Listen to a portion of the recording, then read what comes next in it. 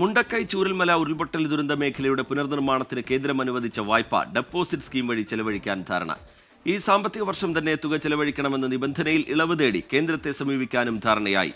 ടൗൺഷിപ്പുകളിലെ വീടിന്റെ നിർമ്മാണ ചെലവ് പുനഃപരിശോധിക്കാൻ കൺസൾട്ടന്റായ കിഫ്കോണിനോട് ആവശ്യപ്പെടും. ഷഫീദ് റാവുത്തർ വിവരങ്ങളുമായി തിരുവനന്തപുരത്ത് നിന്ന് ചേരുന്നുണ്ട്. ഷഫീദ്, വകുപ്പുകൾക്ക് തുക കൈമാറും, ഒപ്പം തന്നെ ഈ വീടുകളുടെ നിർമ്മാണത്തിന് അത് തുക കൂടുതലാണ് എന്നൊരു വാദം പ്രതിപക്ഷത്തിൻ്റെ ഭാഗത്തുനിന്ന് അതുപോലെ സ്പോൺസർമാരുടെ ഭാഗത്തു നിന്നൊക്കെ ഉയർന്നു വന്ന പശ്ചാത്തലത്തിൽ അവിടെ ഒരു പുനഃപരിശോധനയും ഉണ്ടാകുന്നു.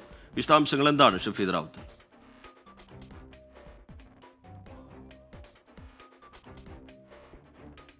ഷഫീദിലേക്ക് അല്പസമയത്തിനകം തന്നെ എത്താം. ടെലിഫോൺ ബന്ധത്തിൽ ചെറിയ ചില സാങ്കേതിക തടസ്സമുണ്ട്, അത് പരിഹരിച്ചതിന് ശേഷം ഷഫീദിലേക്ക് വരാം. മുണ്ടക്കൈ ചൂരൽമല ഉരുൾപൊട്ടൽ ദുരന്ത മേഖലയുടെ പുനർനിർമ്മാണത്തിന് കേന്ദ്രം അനുവദിച്ച വായ്പ ഡെപ്പോസിറ്റ് സ്കീം വഴി ചെലവഴിക്കാനാണ് ധാരണ. ഈ സാമ്പത്തിക വർഷം തന്നെ തുക ചെലവഴിക്കണം എന്ന നിബന്ധന ഉപാധി, അതിൽ ഇളവ് തേടി കേന്ദ്രത്തെ സമീപിക്കാനും ധാരണയായിട്ടുണ്ട്.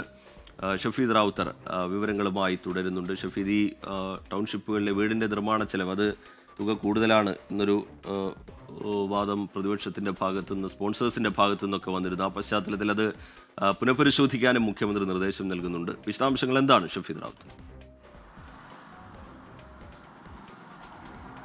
അർജിത്ത്, പലതരത്തിലുള്ള പരിമിതികൾ ഈ വയനാട് പുനരധിവാസവുമായി ബന്ധപ്പെട്ട് സർക്കാരിന്റെ മുൻപിലുണ്ട്. അതിൽ ഉപാധികൾ അതല്ലെങ്കിൽ നിബന്ധനകൾ എന്തു തന്നെയാണെങ്കിലും കേന്ദ്ര വായ്പ വിനിയോഗിക്കാൻ തന്നെയാണ് സർക്കാരിന്റെ തീരുമാനം. കേന്ദ്രം അംഗീകരിച്ച 16 പ്രൊജക്ടുകളുടെയും നിർവഹണ വകുപ്പുകൾക്ക് പണം കൈമാറുന്ന ഡെപ്പോസിറ്റ് സ്കീം വഴി ഈ സാമ്പത്തിക വർഷം തന്നെ ചെലവഴിക്കണമെന്ന നിബന്ധന മറികടക്കാനാണ് മുഖ്യമന്ത്രിയുടെ ഉന്നതതല യോഗത്തിലെ ധാരണ. ദുരന്തബാധിതരുടെ പുനരധിവാസം സമയബന്ധിതമായി പൂർത്തിയാക്കാനും ഇന്നലെ ചേർന്ന ഉന്നതതല യോഗം തീരുമാനിച്ചിരുന്നു. ഗുണഭോക്തൃ പട്ടികയുടെ 2ാം ഘട്ടം ഉടൻ പ്രസിദ്ധീകരിക്കും. നോഗോ സോണിലെ താമസക്കാരാണ് 2ാം ഘട്ട പട്ടികയിൽ ഉണ്ടാവുക. ഗുണഭോക്തൃ പട്ടികയിലുള്ളവരോട് ടൗൺഷിപ്പിൽ താമസിക്കാനുള്ള താല്പര്യം ചോദിക്കാനും തീരുമാനിച്ചിട്ടുണ്ട്. കെട്ടിടങ്ങൾക്ക് ചെലവാകുന്ന തുക പുനഃപരിശോധിക്കാൻ കിഫ്കോണിനോട് ആവശ്യപ്പെടാനും ഉന്നതതല യോഗം തീരുമാനിച്ചു. ഓരോ യൂണിറ്റിനുമുള്ള തുക കൂടിപ്പോയെന്ന വിമർശനം സ്പോൺസർമാരും പ്രതിപക്ഷവും ഉന്നയിച്ചിരുന്നു. ഈ സാഹചര്യത്തിലാണ് ഇത് പുനഃപരിശോധിക്കാൻ മുഖ്യമന്ത്രി നിർദ്ദേശിച്ചത്.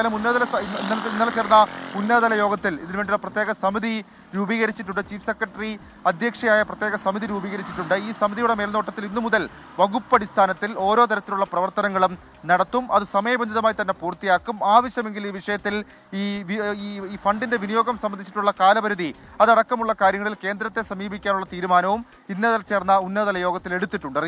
ഷഫീദ് റാവുത്തർ വിശദാംശങ്ങൾ നൽകുകയായിരുന്നു തിരുവനന്തപുരത്ത്.